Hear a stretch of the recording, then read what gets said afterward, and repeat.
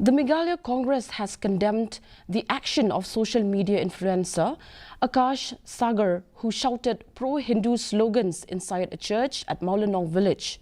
Congress leader Manuel Badwar said that desecration of a spiritual site need not be only physical, and the act of the social media influencer should be condemned to the highest order.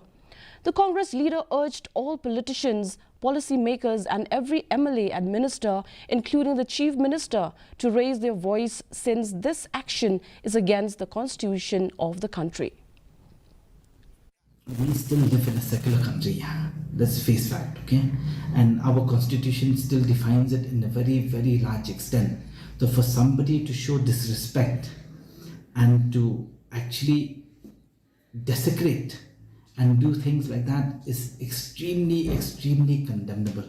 Urge all the politicians, all the policymakers and every MLA and every minister, including the Chief Minister, to say something about it and to condemn it, because this is something which is definitely going against the constitution of the country.